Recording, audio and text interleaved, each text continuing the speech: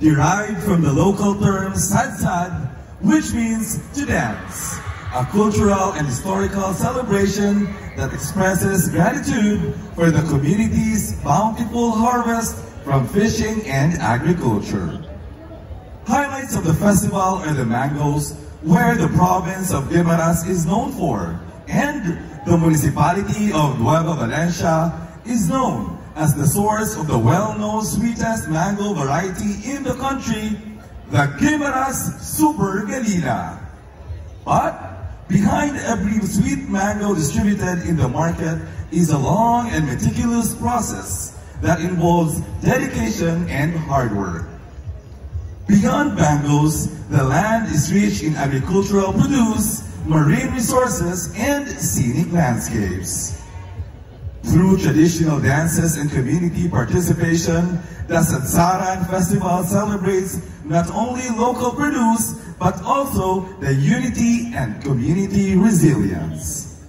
It is a meaningful expression of cultural pride, sustainability, and a strong connection between the people of Nueva Valencia and their heritage. Dali na, kag magsadsad kita, kaupon ang Hubon Sadsaran!